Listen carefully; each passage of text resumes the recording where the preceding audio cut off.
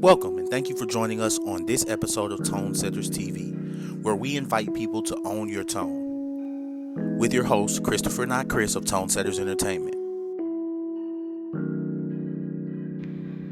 On this episode of ToneSetters TV, we talk to Miss Ashley Lattimore as she describes her journey from reselling on eBay to actually opening her own shop. What's going on, everybody? It's your boy Christopher not Chris. This is another episode of ToneSetters TV.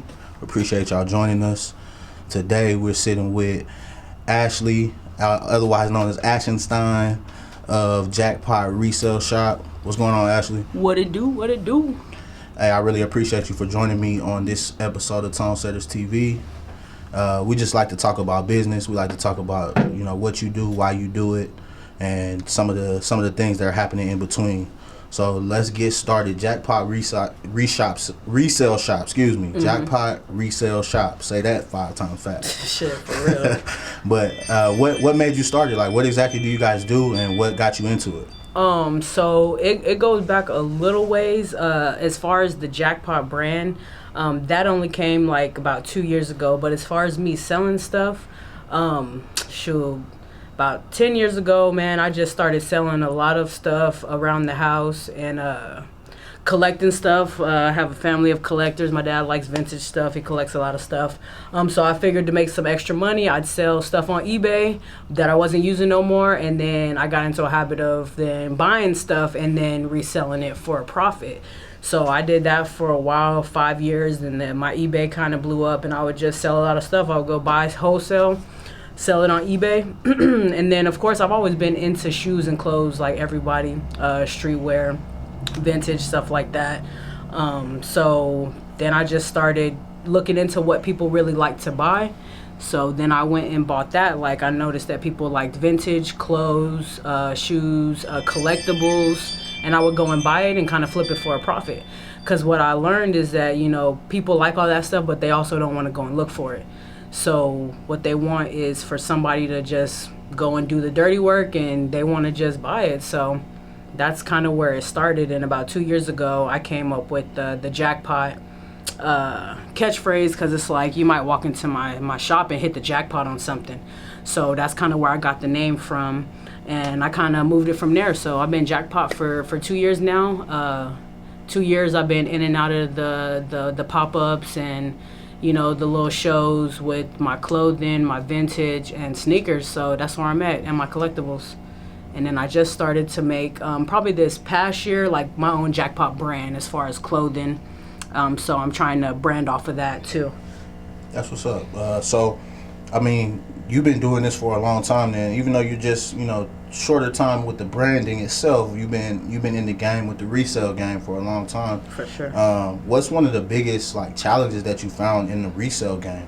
In the shoe resale game, for sure, is getting access to the product. Because right now we got a reseller's market.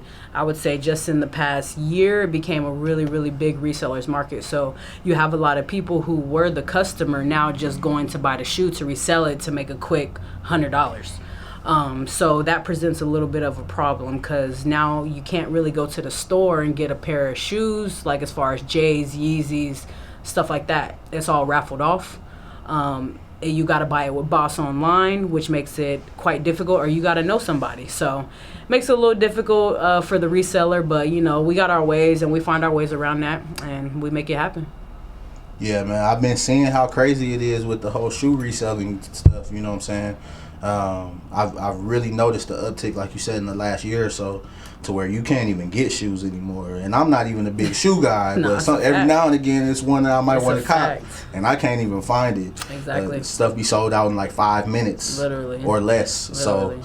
So I definitely see how that could present an issue for you. Definitely. As far as the vintage, how far back do you go when you're looking at vintage items? Like, Are we going back into like the 70s, or how far back are we taking it? I like to stay. 70s are always good. That's more of a the hippie vibe, which I love. But I like to do 90s because it's got that R&B, that hip hop vibe. So 80s and 90s predominantly. 90s is a real big hit. People love to wear stuff from the 90s. It's very vibrant, colorful. You got a lot of your rap tees. Great artists in the 90s, in all genres of music. So I definitely like to hit on the 90s and go out and find my 90s gears. That's what's up. Yeah, I mean, I think most of our generation right now is either was growing up in the 90s or looks back to the 90s as a good time, you know what I'm saying? So I can see how that would be a big hot item. As far as not necessarily reselling, but just running a business, like how has that been? What's been some challenges for you? Running a business, I will say it's a little bit challenging, but if you have the means or the dreams to do so, I say just step out on that limb and take a leap of faith. I have a good team behind me, a good support team behind me, so it makes it a little bit easier, but still there's definitely a lot of challenges as far as like paperwork. I would say the biggest challenge is going to be yourself, because it's like for a second you just like, oh, I can't do it. I might doubt myself, but at the end of the day, we're all here, we're all meant to shine, and you just got to really get out there and do it. As far as physical things that are challenging, you might have problems with the place you're renting out. You might have problems with paperwork, finding your trademark, finding insurance for your company, things like that, which could present a problem. I actually had a little bit of a problem with Instagram, which I had been growing for about a year. I had worked on, just got over 1,000 followers, which is nothing, but I worked hard from the floor up to get those 1,000 followers, and Instagram hit me with a violation of community guidelines and completely turned my stuff off, and with no type of warning or nothing like that. So that was a bit devastating. I was stressed out behind that, but again, I had a good support system behind me. They were like, you know what, it'll work itself out, and if not, we continue forward. Because you have to really continue forward. There are going to be obstacles in this game, in every game, in owning a business. You just got to push forward, push through them, and know that everything's going to be okay, especially if that's what you want, if that's what, your goals are. That's what's up. I agree. It's a lot of challenges, you know what I'm saying? Paperwork, trademarking. Definitely. You talked about a couple of good ones. And then just, overcoming those obstacles, regardless of what the obstacle is, if that's your destiny, if that's what you believe that you want to do with your life, you got to push through that regardless. So I appreciate that you mentioned those. Now, the last thing I want to ask you is very simple, but a lot of people, aren't expecting it. I just want you to share with us one book that you may have read. Not it doesn't have to be recent. It can be recent or it can be in the past. But one book that you may have read that maybe changed your thinking or maybe gave you some positive outlook that you could share with the people.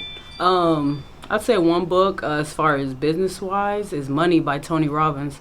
So that definitely changed my perspective on how I view money, how I view goals or dreams. Because this game is really about having a certain mindset. So if you don't have that mindset, you have to understand that this might not be the game you want to play. So I would say if you could read Money, go ahead and read that. I think by Tony Robbins, if I'm correct. And I like a lot of guidance books, spiritual books. Definitely get on that, get your mind right. So that's what I'm into. That's what's up. It's all about getting your mind right. Definitely. Got to get your mind right. That's where everything begins. That's how we manifest what's to come out of us. So that's very important. So I just want to thank you so much for sharing a little bit of your knowledge, sharing a little bit of your experience with us. For sure. If you could just let us know, where can we find you on social media? Definitely. Jackpot_resell_shop is my official one. Ash Einstein, if you want to follow me on my personal page, that's there. And then I'm right here. The shop is on Grissom Road in San Antonio, Texas. And I believe it's 7543 Grissom, Suite 111. So come check me out. Grand opening is June 5th. All right. Well, we appreciate you joining us. We appreciate you sharing with us. Another episode of ToneSetters TV in the books. Everybody stay tuned for the next one, and we'll see y'all again. Peace. Thanks again for watching. Don't forget to like, subscribe, and share.